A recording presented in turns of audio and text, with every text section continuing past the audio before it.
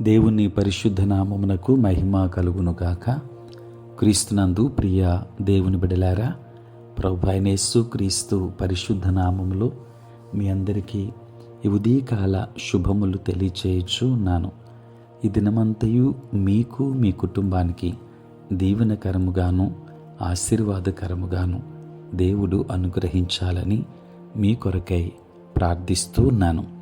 నేటి దినము కొరకు ఏర్పాటు చేయబడిన దేవుని వాక్యము ఫిలిప్పీ పత్రిక 2వ అధ్యాయం 11వ వచనం.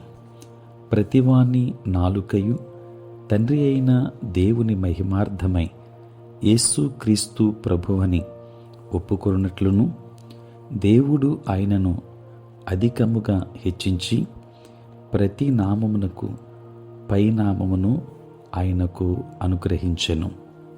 ప్రియులారా, నేటి దినము కొరకు ఏర్పాటు చేయబడిన ధ్యానాంశము నూతన నాలుక, న్యూ టంగ్. ప్రియులారా, మన నాలుక ఎప్పుడు ప్రభువైన యేసుని నామమును పైకి ఎత్తిపట్టేదిగా ఉండాలి. మన నాలుక ఎప్పుడు దేవుని నామమును స్తుతించేదిగా ఉండాలి. అంతేకాని వ్యర్థమైన మాటలకు, కఠినముగా తీర్పు తీర్చేందుకు, విమర్శించేందుకు, దూషించేందుకు లేక అబద్ధాలు ఆడేందుకు కాదు. ప్రియులారా, నీ నాలుక శపించేదిగా కాక ఒకరిని ఆదరించేదిగాను, ప్రోత్సహించేదిగాను, బలపరిచేదిగాను, ఆశీర్వదించేదిగాను ఉండాలి. మనం అనుకూలమైన మాటలు తప్ప బలహీనపరిచే మాటలు ఏమాత్రము మాట్లాడకూడదు. సామెతల గ్రంథం 18వ అధ్యాయం 21వ వచనములో జీవ మరణములు నాలుక వశము అని వ్రాయబడి ఉంది. ప్రియులారా, యాకోబు పత్రిక 3వ అధ్యాయం 1 నుండి 10 వచనాలు వరకు చదివితే అక్కడ ఏ నరుడును నాలుకను సాధు చేయనేరడు అని చూస్తాం. కానీ దేవుని కృపలో మనం పరిశుద్ధమును మరియు నూతన నాలుకను కలిగి ఉండాలి. మత్తయి సువార్త 5వ అధ్యాయం 37వ వచనములో మీ మాట అవునంటే అవును, కాదంటే కాదు అని ఉండవలెను. వీటికి మించినది దుష్టుని నుండి పుట్టునది అని యేసు ప్రభువారు చెప్పారు. కాబట్టి వ్యర్థమైన మాటలకు దూరంగా ఉందాం. ఎందుకంటే తీర్పు దినమున మనం మాట్లాడిన ప్రతి వ్యర్థమైన మాటలను బట్టి దేవునికి తప్పక లెక్క అప్పగించాలి అని మత్తయి సువార్త 12వ అధ్యాయం 36వ వచనమును బట్టి మనం చూస్తాం. ప్రియులారా, నీవేమాత్రము అతిశయించకుండా ఉండాలి. ఎందుకంటే అతిశయించే వారిని దేవుడు ద్వేషిస్తాడు.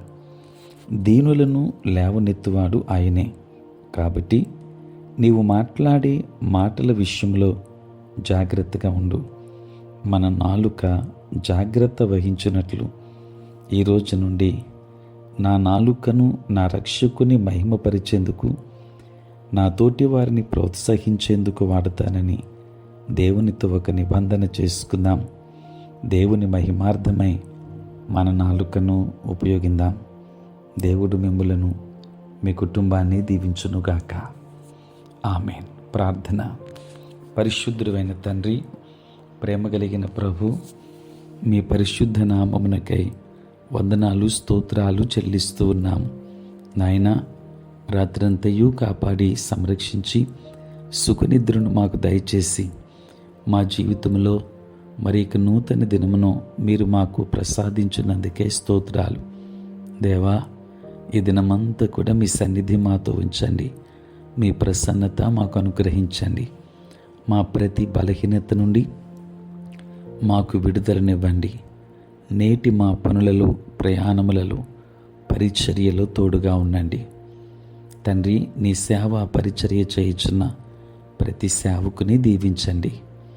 ప్రభువా, ఉద్యోగస్తులను దీవించండి, వ్యాపారస్తులను ఆశీర్వదించండి, కష్టపడి పని చేసుకుంటున్న బిడ్డలకు మీరు తోడుగా ఉండండి, రైతులను మీరు దీవించండి, ఆయా డిపార్ట్మెంట్స్లలో పనిచేయుచున్న బిడ్డలందరినీ తండ్రి మీరు జ్ఞాపకం చేసుకోండి.